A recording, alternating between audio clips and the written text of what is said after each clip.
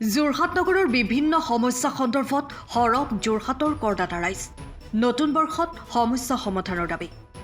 যোৰহাট নগৰৰ বিভিন্ন সমস্যাৰে আন এটি বৰ্ষ শেষ হ'ল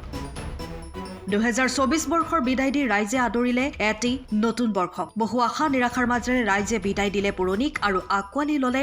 নতুন এটি বৰ্ষক কিন্তু বিগত বৰ্ষত ৰাইজৰ থাকি গ'ল বহু সমস্যা অনুৰূপ দৃশ্য দেখা গ'ল যোৰহাট জিলাৰ নগৰৰ মাজমজিয়াত যোৰহাট পৌৰসভাই বিগত বৰ্ষত যোৰহাটৰ বিভিন্ন ৱাৰ্ডৰ উন্নয়নৰ বাবে বহু কাম হাতত ল'লে যদিও বহু যোৰহাটৰ বিভিন্ন ৱাৰ্ডৰ কৰদাতা ৰাইজ বিগত বৰ্ষত বঞ্চিত হৈ ৰ'ল সুবিধা লাভ কৰাৰ ক্ষেত্ৰত আৰু আগন্তুক দিনত এক নতুন উৎসাহেৰে নতুন বৰ্ষত যোৰহাট পৌৰসভাই যোৰহাটৰ বিভিন্ন ৱাৰ্ডৰ সমস্যাসমূহ সমাধানৰ দাবী উত্থাপন কৰে বিশেষকৈ বিভিন্ন ৱাৰ্ডসমূহত থকা খোৱাপানী সমস্যা কৃত্ৰিম বানপানী সমস্যা সমাধানৰ লগতে টুকুলাই যান পৰিষ্কাৰকৰণ কৰাৰ দাবী উত্থাপন কৰে বিভিন্ন ৱাৰ্ডৰ সচেতন ৰাইজে আমাৰ যোৰহাট পৌৰসভা আমি পৌৰসভাৰ বাসিন্দা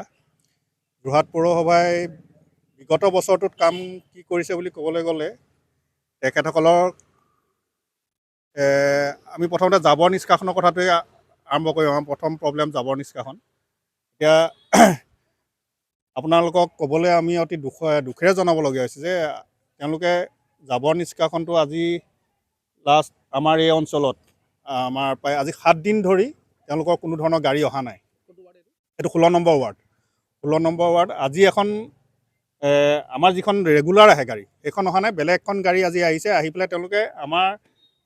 এই চাৰিআলিটোৰ পৰাই ঘূৰি গৈছে তেওঁলোকে কৈছে যে আপোনালোকে তেওঁলোকক কওক যিখন গাড়ী ইয়ালৈ আহে আজি এসপ্তাহ আপোনালোকে ভাবক এসপ্তাহ যদি আমাৰ জাবৰ সোমাই থাকে ঘৰ এখনত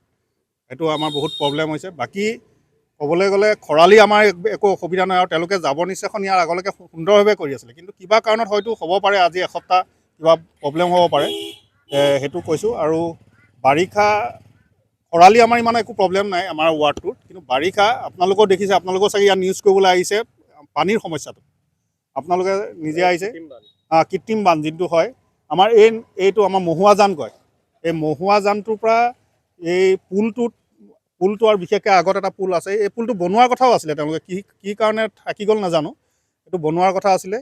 এইটো আমাৰ এই অঞ্চলটো পানীত ডুব গৈ থাকে আপোনালোকে ভাবিব নোৱাৰা আচৰিত কথা এই গোটেই অঞ্চলটো আপোনাক দেখাই দিয়ক লাগিলে এই গোটেই অঞ্চলটো পানীত ডুব গৈ থাকে আপোনাৰ বাৰিষা এজাক ডাঙৰ বৰষুণ আহিলে ইয়াক কিহৰ কাৰণে হৈছে এইটো আমি পৌৰসভাত কৈছিলোঁ আৰু মই ভাবোঁ আগন্তুক বৰ্ষত তেওঁলোকে এই বিষয়ে কাণসাৰ কৰিব আৰু বহুত দক্ষভাৱে কাম কৰি আছে তেওঁলোকে কৰিছে আমি সেইটো নকওঁ যে কাম নাই কৰা তেওঁলোকে সুন্দৰভাৱে কাম কৰি আছে আৰু ভাবোঁ এইকেইটা সমস্যা পানীৰ সমস্যাটো আৰু এই জাবৰ নিষ্কাশন আমাৰ মেইনলি আমাৰ প্ৰব্লেম এইকেইটাই হয় তেওঁলোকে সুন্দৰভাৱে কৰক আৰু তেওঁলোকৰ পৌৰসভাৰো আপুনি পৌৰসভাৰ প্ৰশ্ন সোধাৰ বাবে ক'লোঁ পৌৰসভাৰ সকলো সদস্যলৈকে মই নৱবৰ্ষৰ শুভেচ্ছা জনাইছোঁ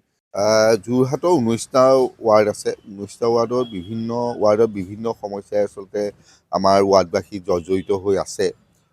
যিহেতু মই 19 নং ৱাৰ্ডৰ বাসিন্দা সেইকাৰণে 19 নং ৱাৰ্ডত আমি দেখিবলৈ পাইছোঁ যে তাত একেবাৰে উন্নয়ন নোহোৱা নহয় উন্নয়ন হৈছে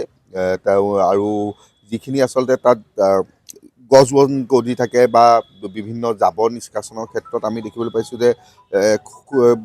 খুব সোনকালে কাম বনখিনি হৈছে বা পৰিষ্কাৰ পৰিচ্ছন্নতা হৈ থাকে কিন্তু অন্যহাতেদি আমাৰ যদি আমি বৰিগাঁও অঞ্চলত যিহেতু আমি বাস কৰোঁ বৰিগাঁও অঞ্চলত তাত এটা পকা ড্ৰেইনৰ ব্যৱস্থা কৰিব লাগিছিলে কিন্তু এতিয়ালৈকে তাত ড্ৰেইনেজ ছিষ্টেমটো আচলতে হৈ উঠা নাই কাৰণ আৰু যিহেতু সেইটো এটা আৱাসিক অঞ্চল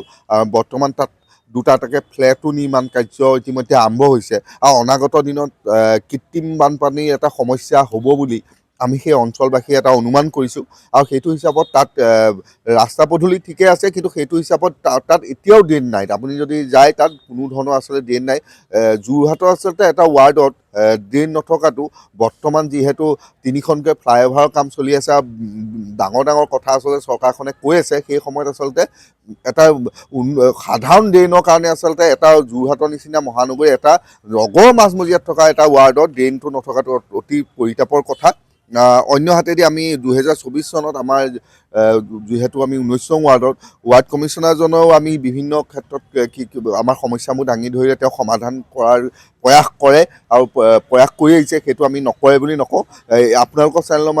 মাধ্যমে আমি আহ্বান জনাওঁ যাতে আমাৰ ড্ৰেইনৰ সমস্যাটোৰ ওপৰত তেখেতে গুৰুত্ব দিয়ে আৰু অনাগত দিনত সেই ড্ৰেইনৰ সমস্যাটো তেখেতৰ পৰা সম্পূৰ্ণ আমাৰ আস্থা আছে যে তেখেতৰ দ্বাৰা আমাৰ ড্ৰেইনৰ যিটো ছিষ্টেম আছে সেই ড্ৰেইনিং ছিষ্টেমটো সুন্দৰ হ'ব।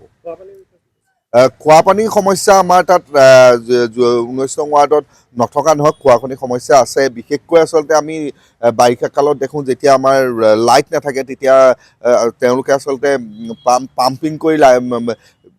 খোৱাপানীৰ যিটো মজুত কৰে তাত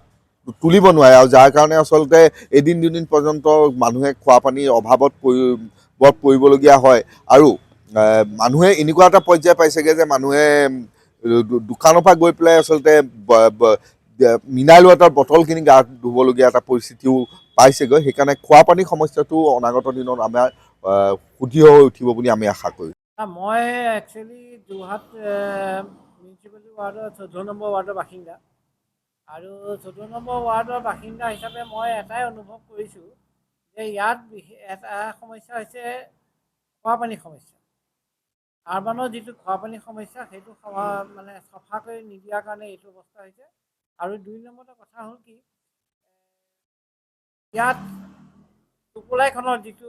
সমস্যা যে গোন্ধত মানে তাতে জাবৰ নিষ্কাশন কৰাৰ কাৰণে কোনো ব্যৱস্থা নকৰিলে আৰু ইয়াতে মানে কি কৰে তেওঁলোকে প্ৰাইভেট পাৰ্টি যিসকল আছে তেখেতসকলে লেট্ৰিনৰ যিটো বস্তু আনি পেলাই তাতে পেলায়, সেইকাৰণে তাৰ গোন্ধটো তাত ওলাই থাকে। আৰু এই বিষয়ে সংশ্লিষ্ট কৰ্তৃপক্ষ বিশেষকৈ MLA হওক, ৱাৰ্ড কমিশ্যনাৰ হওক বা ভাইচ চেয়াৰমেনে হওক তেওঁলোকক সবকে কোৱা হৈছে, কিন্তু তথাপিও আজি পৰ্যন্ত তাৰ ওপৰত এটা স্থায়ী সমাধান নকৰিলে। এইটো এটা আমাৰ কাৰণে অতি দুৰ্ভাগ্যৰ কথা যে যোৰহাটৰ একমাত্ৰ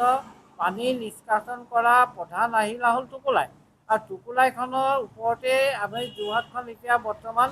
চলি আছে। আৰু তাতে সেই টোকোলাই আজিলৈকে কোনো স্থায়ী ব্যৱস্থাই পানী নিষ্কাশনৰ ব্যৱস্থা নকৰিলে, যাৰ কাৰণে কৃত্ৰিম বানপানী এটা সমস্যা হৈছে। এতিয়া দেখিছে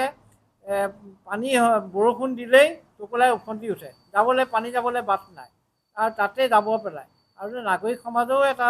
আছে যে তেখেতসকলে জাবৰখিনি যিসকলে মানে ভাল নাগৰিক তেখেতসকলে জাবৰখিনি নেপেলায়, কিন্তু বেলেগ মানুহ কিছুমানে তাত জাবৰ পেলায়। আৰু তাৰ কাৰণে টোকোলাইত য'ত জাবৰ পেলায় তাতে আমি ভাবিছোঁ যে ফেঞ্চিং দিয়া ব্যৱস্থা এটা কৰিলে অন্ততঃ অলপ হ'লেও এই জাবৰটো কমকৈ পেলাব পাৰিব। আৰু লাইটৰ ক্ষেত্ৰতো দেখিছোঁ এটা সুব্যৱস্থাই হৈছে পৌৰসভা, এইটো বেয়া হোৱা নাই, ভালেই হৈছে। আৰু দেৱীৰতটো বিশেষকৈ দেৱীৰতটোত এতিয়া যিটো অৱস্থা হৈছে যে মানুহ অহা যোৱা কৰিব নোৱাৰা অৱস্থা হৈছে, গোটেই বেপাৰ বাণিজ্য ৰাস্তাটো মাজলৈ বৰ্তমান গৈ আছে। অকণমান যিটো পাৰ্কিং এৰিয়া তেখেতসকলে বাছি দিছিলে যে পৌৰসভাৰ যিটো মাৰ্কিং আছে সেই মাৰ্কিঙৰ ভিতৰতে তেওঁলোকে বেপাৰ কৰিব লাগিছিলে, কিন্তু এতিয়া দেখা গৈছে যে তেখেতসকলে গৈ পেলাই এতিয়া মাজ ৰাস্তা পাবলৈ আৰু বেছি সময় নাই। এতিয়া সেই ৰাস্তাত অহা যোৱা কৰাৰ কাৰণে ছাতি যেতিয়া লগাই দিয়ে তেতিয়া এই মানুহবিলাকৰ গাত সেই ছাতি লাগি পেলাই ছাতিটো পৰি যায়, তাৰ কাৰণে দুৰ্ঘটনাও হৈছে আৰু কাজিয়াৰ এটা সৃষ্টি হোৱাৰ এটা পৰিকল্পনা দেখিছোঁ। তাকে মই ভাবিছোঁ যে পৌৰসভাই এইটো এটা সুব্যৱস্থা কৰি পেলাই এই বেপাৰ কৰা ডেকা ল'ৰাবোৰ বা যিখিনি নিজৰ পৰিয়াল চলাবৰ কাৰণে বাহিৰৰ পৰা আহিছে বা যোৰহাটৰে আছে তেখেতসকলক এটা সুব্যৱস্থা কৰি দিলে নাগৰিক ব্ৰহ্মপুত্ৰ পানীটো চাওক। এতিয়া আমাৰ 14 নম্বৰ ৱাৰ্ড এতিয়া কিছুমান মানুহে ব্ৰহ্মপুত্ৰ পানীৰ কাৰণে 500 টকাকৈ ৰেজিষ্ট্ৰেশ্যন কৰি পেলাই তেওঁলোকে কৰিলে, কিন্তু আজি পৰ্যন্ত আজি 2 বছৰ হৈ গ'ল, 2 বছৰ আজি পৰ্যন্ত কোনো এটা পানী দিয়াৰ ব্যৱস্থা কৰা নাই। এইটো এটা দুখৰ কথা। আৰু এটা কথা মই কওঁ যে আপুনি যিহেতু পানীৰ কথা সুধিছে, যে অসম চৰকাৰ মানে হিমন্ত বিশ্ব শৰ্মাৰ নেতৃত্বত এটা কথা কৈছিলে যে গাঁৱে গাঁৱে নগৰে নগৰে মানে পাইপ গেছ হ'ব, কিন্তু এই পাইপ গেছৰ ক্ষেত্ৰত মই এতিয়া নিজে 2 বছৰ আগৰ 3 বছৰ হ'ব হ'ল পাইপৰ গেছৰ কাৰণে মই কানেকশ্যন দিলোঁ, পইচা দিলোঁ 6,500 টকা, কিন্তু আজি পৰ্যন্ত মই 14 নম্বৰ ৱাৰ্ডত আজিলৈকে মই পোৱা নাই। এইটো দুৰ্ভাগ্যৰ কথা। কি কাৰণে পোৱা নাই সেইটো কথা তেওঁলোকৰ পৰা একো এটা স্পষ্ট নীতি নাপালোঁ। জয় জয়তে আপোনালোকৰ মাধ্যমৰ যোগেদি সমূহ যোৰহাটবাসীক আহিবলগীয়া নৱবৰ্ষৰ শুভেচ্ছা জ্ঞাপন কৰিছোঁ। আৰু আপুনি যিটো প্ৰশ্ন উত্থাপন কৰিছে পৌৰসভাৰ সদস্য হিচাপে যোৱাটো বছৰ কেনেকুৱা গ'ল, কি হ'ল, তাৰ পৰিপ্ৰেক্ষিতত আমি এটা কথাই ক'ম, যিহেতু আমি বিৰোধী পক্ষত আছোঁ, কংগ্ৰেছৰ গোটেইকেইজন পৌৰ সদস্য, মই এই ক্ষেত্ৰত এতিয়া আপোনালোকৰ আগত বক্তব্য যিটো ৰাখিছোঁ এইটো বিৰোধী হিচাপে ৰখা নাই। যোৰহাটৰ এজন কৰদাতা নাগৰিক আৰু ৱাৰ্ডৰ প্ৰতিনিধি হিচাপে মই আপোনালোকক এটা কথাই জনাব খুজিছোঁ, আমাৰ বিগত বৰ্ষত পৌৰসভাৰ দ্বাৰা যিখিনি কাম পৰিচালিত হ'ব লাগিছিলে, ৱাৰ্ডবিলাকৰ যেনেকৈ ডেভেলপমেণ্ট হ'ব লাগিছিলে, যোৰহাটৰ সৌন্দৰ্যবৰ্ধন যেনেকৈ হ'ব লাগিছিলে,